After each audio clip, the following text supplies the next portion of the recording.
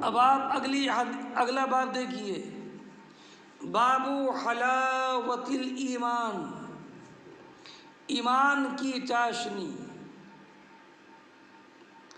اصل میں ایمان کو تشبیہ دی گئی ہے شہد سے، اور شہد کا جو لازم ہے حلاوت، اس حلاوت کو ثابت کیا گیا ہے ایمان کے لیے۔ تو آپ نے پڑھا ہے کہ ایک شے کو دوسری شے کے ساتھ نفس میں تشبیہ دینا، نفس میں، اور صرف مشبہ کا ذکر کرنا، یہ استعارہ بالکنایہ ہوتا ہے۔ اور مشبہ بھی جو یہاں پر اصل ہے، اس مشبہ بھی کے لازم کو مشبہ کے لیے ثابت کرنا، یہ استعارہ تخیلیہ ہوتا ہے۔ تو ایمان کے لیے حلاوت کو ثابت کرنا یہ بطریق استعارہ تخیلیہ ہے۔ اب آپ اس حدیث کی تشریح سنیے۔ اس حدیث میں حضرت انس رضی اللہ تعالی عنہ روایت فرماتے ہیں کہ نبی کریم علیہ السلام نے ارشاد فرمایا، تین خصلتیں ایسی ہیں کہ یہ تین خصلتیں جن میں پائی جائیں وہ حلاوت ایمان کو پالیں گے۔ اللہ اکبر۔ حلاوت ایمان کو پائے جانے سے مراد یہ ہے کہ یہ تین خصلتیں جن میں ہوں گی وہ ایمان کی چاشنی اور مٹھاس کو پالیں گے، کہ پھر ان کے لیے احکام اسلام پر عمل کرنا شاق نہیں گزرے گا، بلکہ احکام اسلام پر عمل کرنے میں ان کو ایک چاشنی اور ایک مٹھاس محسوس ہوگی۔ اور وہ تین باتیں کون ہیں؟ تو فرمایا پہلی بات تو یہ کہ اللہ اور اس کے رسول اس کے نزدیک ساری کائنات میں سب سے زیادہ محبوب ہوں، یعنی اللہ اور اس کے رسول کریم علیہ الصلاۃ کی محبت اس کے دل میں ساری کائنات سے سب سے زیادہ محبوب ہو، یہ پہلا امر ہے۔ دوسرا امر یہ ہے کہ وہ جس سے محبت کرے اللہ تبارک و تعالیٰ کی رضا ہی کے لیے محبت کرے، کسی اور غرض کے لیے نہیں۔ اور تیسری بات یہ ہے کہ وہ کفر میں لوٹنے کو ایسا ہی ناپسند کرے جیسے کہ آگ میں ڈالے جانے کو ناپسند کیا جاتا ہے۔ اگر آپ غور فرمائیں تو یہ تینوں چیزیں مرتب ہیں۔ مثلا ظاہر سی بات ہے کہ جب ایک انسان وہ ہوگا کہ جس کے دل میں ساری کائنات سے سب سے زیادہ محبت اللہ اور اس کے رسول سے ہوگی،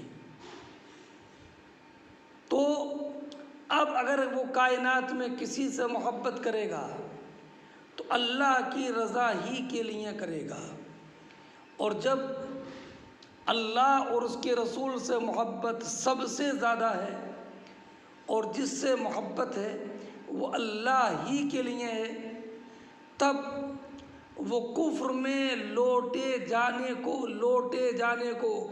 لوٹنے کو ایسے ہی ناپسند کرے گا جیسے کہ آگ میں ڈالا جانا، اس لیے کہ اسے معلوم ہے کہ کفر کی سزا نار جہنم ہے۔ تو کفر اختیار کرنا یہ ایسا ہے کہ جیسے کہ اپنے کو آگ میں ڈالے جانے کو پسند کر لینا ہے۔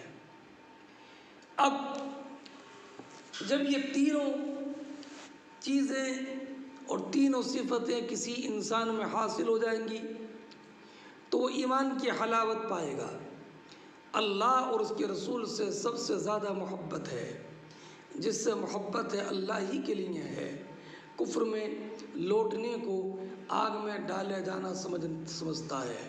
جب اس منزل پر پہنچ جائے گا تو اسے نماز پڑھنے میں بھی لذت حاصل ہوگی، روزہ رکھنے میں لذت حاصل ہوگی، زکوٰۃ کے ادا کرنے میں لذت حاصل ہوگی، حج کرنے میں لذت حاصل ہوگی، سچ بولنے میں لذت حاصل ہوگی، قرآن کریم کی تلاوت کرنے میں لذت حاصل ہوگی۔ یہ تین صفتیں جس میں پالی جائیں گی اور وہ ایمان کی حلاوت اور مٹھاس کو پالے گا۔ یعنی اب اس کے بعد اس شریعت اسلامیہ کے جس بھی حکم پر عمل کرے گا اس میں اس کو لذت ملے گی۔ ابو قلابہ کی روایت سنیے، فرماتے ہیں انس ابن مالک رضی اللہ تعالیٰ عنہ سے روایت ہے کہ نبی کریم علیہ الصلاۃ والسلام نے ارشاد فرمایا، ثلاث من کن فیہ وجد حلاوت الایمان۔ ثلاث یہ مبتدا ہے، اب رہا یہ تو نکرہ ہے، تو اس کا جواب یہ کہ یہاں پر تنوین مضاف الیہ کے عوض کی ہے، ثلاث خصال۔ تو اب اس میں اضافت کی وجہ سے تخصیص پیدا ہو جائے گی، اور یا اس کا موصوف محذوف ہے، یعنی خصال ثلاث۔ تو اب اس میں تخصیص بالصفت ہے کہ چونکہ یہ صفت بن رہا ہے، اس کا موصوف محذوف ہے، وہ کیا خصال ہے۔ ایک تیسری وجہ اور بھی ہے، مگر آپ ابھی سردست یہی دو وجہ ذہن نشین کر لیں۔ اس نکرہ کے مبتدا واقع ہونے کی تصحیح کی۔ ثلاث من کننا فی، کننا یہ کانا یکون سے کننا، تو یہ اور کانا تامہ ہے، یہ کننا فی، فی یہ من ہے، من فی میں ہا کا مرج ثلاث، اور من شرطیہ ہے یہ، اور وجد حلاوت الایمان یہ اس کی جزا ہے۔ فرماتے ہیں تین خصلتیں وہ ہیں کہ جس انسان میں پالی جائیں تو وہ وجد حلاوت الایمان، ایمان کی حلاوت کو پالے گا، ایمان کی چاشنی کو پالے گا۔ وجد حلاوت الایمان، من کننا فی آتا ظرفیت کے لیے، تو معنی یہ کہ تین خصلتیں جس میں مستقر اور ثابت ہو جائیں تو وہ ایمان کی حلاوت، ایمان کی چاشنی کو پالے گا۔ پہلی خصلت ان یکون اللہ ورسولہ احب الیہ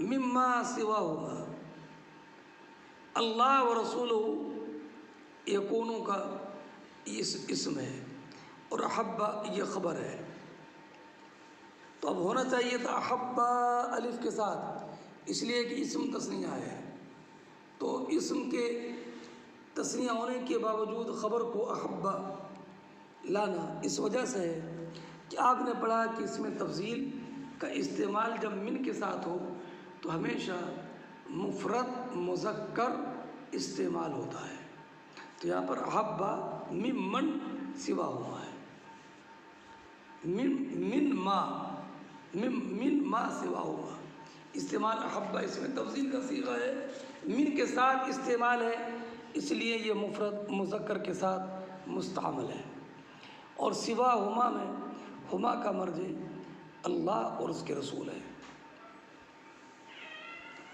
اس سے معلوم ہوا کہ ایک ضمیر میں اللہ اس کے رسول کو جمع کرنا یہ جائز ہے۔